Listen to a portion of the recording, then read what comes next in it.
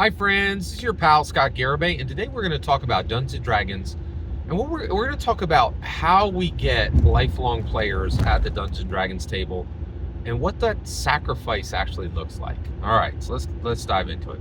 So on October 30th, I was very blessed. They re-released the 40th anniversary of Back to the Future, and I got to see it on the big screen, and not just see it on the big screen, I got to see it in 40X. That's like a roller coaster movie. It's really exciting. I'm incredibly blessed. I have a 40X theater like in my backyard, right in my local area, and I love to see films in it. And I have a Regal pass, so like it's really cheap, and like it cost $8 to see the movie. It was like cheaper than a regular ticket. It was awesome. I really had a blast. But when I went, and because I have this Regal pass, I see movies by myself all the time, right?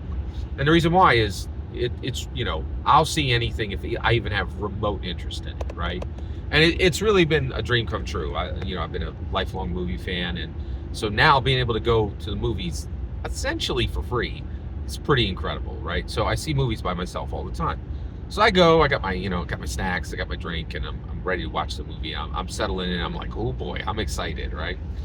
So in the 40X, you're in a pod, okay, and it's a grouping of 4 chairs that all shake together, get blown on together, get struck by lightning together, have dust, kick toward you, like it's a wild experience. It's a 40X experience. It's pretty wild. So I really enjoy it. It's fantastic. So so I'm there, and in my pod is 3 other people. It's a 30-year-old wife, an 8-year-old daughter, and a 35-year-old father. So a family are there, right? And they're, so I'm like, oh, whoa, that daughter looks really young for this film, because this movie is 40 years old. I don't know if they're going to get it, right? Like, and boy, was I right. So the movie starts, right? And in the beginning of the movie, the sheets are shaken, and like the movie opens up with the scene where Marty turns on the large speaker and gets blown back into the room, and then there's a cool skateboard scene, and before long after that they test the time machine for the first time, and then Libyans come and kill Doc Brown. It's wild, there's a lot of seat shaking, right? And through this, the daughter was good. There was no problems, right? So then we get into the story, right? And we're finding out like really important story stuff. Like Marty's dad sucks. Marty's mom sucks. She's not good. Like his entire family is screwed up because George McFly is just a lame-o, right? Biff is taking advantage of him, and all blah blah blah blah. And during all this scene building, right? During this narrative story building, the seats aren't shaking, right? So the daughter literally says to her mom, "Hey, why are the seats not shaking?" And I was like, I was like, yeah, why aren't the seats shaking? Like when we get a sad note that George sucks, there should be like bump bump bump, like the seat should should blow air between on your shins, like, and the seat should like slump down a little bit, and I think there's a message there too, that like when we're the exciting parts of Dungeons & Dragons are not just the combat, it's also the exploration and the interaction. The seat should shake at all times, right? And a lot of Dungeon Masters, they only shake the seats when there's combat, right? Now, I do think Critical Role is very good at this. They're excellent about shaking the seats for interaction and for exploration. They shake the seats all the time in all 3 different, Critical Role does a lot of things right. I definitely have complaints. I think they can do some things better, but they do a lot of things right. And they're like Brennan Lee Mulligan and Matthew Mercer are masters at shaking the seats at all times. So just a little bit of a lesson in there. But she's frustrated, right? So then we get along, then there's like a couple more action scenes, and the kid calms down for a bit. But then, there's these lulls throughout the film, like 4 or 5 of these, right? And, the first one, this kid's like, hey, like says out loud to the whole theater, like, why aren't the sheets shaking? Like, and, she's bored, right? And then the next one, it gets to, just a narrative. It's not a bad part of the movie. You just need to be an adult. And you also have to understand how pacing was in movies 4 decades ago, right? Because it was just slower, right? Like, and she doesn't know who Huey Lewis is, right? There's no Easter eggs hitting this kid, like I'm like just glued to the screen. And so she's like, hey, I'm thirsty, right? And then like another 10 minutes after, I'm thirsty, right? And then, there's a disruption where her dad gets up and gets a soda, right? Brings the soda back. Then, the 40X, I think, so there's like 5 disruptions, right? I won't even tell you what the last disruption is. The kid interrupts the movie 5 times. 5 times, right? My viewing experience was absolutely massively disrupted almost half a dozen times in the thing, right? So am I upset about that? Am I disappointed? Absolutely not. I'm thrilled. All right. And here's why. So this kid, she did like the the shaking parts, right?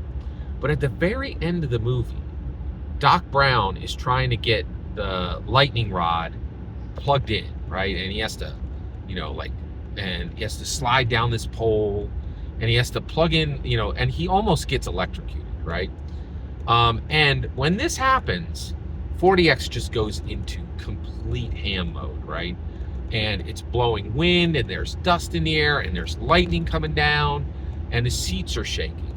But then, more than any time in the movie, right, because it's a storm, it kicks up water, right? And it puts water in the air, right? Like a misting. You don't get soaked or anything. It's very nice, but there's a misting. Like you get misted with water, right? And if you've gone to these before, you expect it, right? It's not that big a deal. Like it feels great. It is really immersive, right? But this kid had never experienced this before, right? And so, the lightning goes off. With the lightning in the movie, the wind is up, and Doc Brown gets the electricity plugged in at exactly the moment Marty McFly, and it turns the, wheels into fire, and and this kid screamed out and said, "Oh my gosh, there's water, it's raining. Like it just shouted, because they were they felt like they were in it, right? And I was like, holy crap, this kid complained through the whole thing, and through the whole movie I was like, these parents should never brought this kid, right? But they were right? This will be a memory engraved on that kid's heart, mind, and spirit for the rest of their lives. Their emotion was struck, right? This did what art is supposed to do. It did what B. Dave Walters says that every good dungeon master is supposed to do. Make someone at the table feel something, right? That's the best description I've ever heard of Dungeons & Dragons. Not everybody needs to have fun. Everybody needs to have the same experience. B. Dave Walters, you can all kick rocks. There's 5 people at the table. I don't care if 4 of you walk away with nothing. I want one person to feel a real emotion. And if that happens, I've been successful as a dungeon master. Just one, right? He redefined what needs to happen at a tabletop, and that's why he's the best dungeon master in the world. And this movie did this. For this 8-year-old girl, she felt like Doc Brown in that moment. It just screamed out, because she was shocked that it was raining inside, and that there was lightning and wind. And the lightning and the wind, that was there, but what really shocked her was the rain, right? She was like, it's raining, there's water, it's raining, right? It was literally what she cried out, right? And it was just really cool, right? And so here's the point. First of all, I don't support. I believe that D&D knows what it's doing. Nobody under 12 should ever play D&D. I don't think anybody should bring any kids to the table. I don't think any kids should play D&D, right? So this video is not about having kids play D&D. This is about realizing you're going to bring people to the table, right? And it's 4 hours long for bad DMs. And guess what? Most of that is going to suck, right? And frankly, I would even bet that somebody who really sticks with D&D, they could have 1d8 bad sessions They might keep coming back because you invite them, right? And this is my point too. I have in the past been like, oh, we had that person here. They sucked. They didn't really get through. They didn't really understand what we were doing in the first session. Let them go. Now I'm like, you know what? Roll a D8, give them that many sessions, right? And be ready for people to have a terrible, terrible time at the Dungeon Master table. What we do is hard. It's barely understood. We're still strapped with this horrible legacy of the 4-hour game. And until that's gone for good, and frankly, it's going to be a long time because CR is holding up the banner of the 4-hour game and actually making them longer, that's a whole discussion.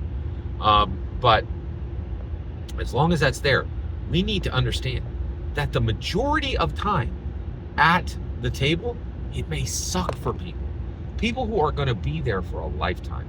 And we need to wait for that moment where they get it, where it all comes together for one simple second, right? And I truly believe that kid is going to be a lifelong movie fan and is probably going to take their grandkids to the 100th anniversary of Back to the Future, right? Which will be in on a holodeck. And they will literally come out soaked. Like the rain will be literally real.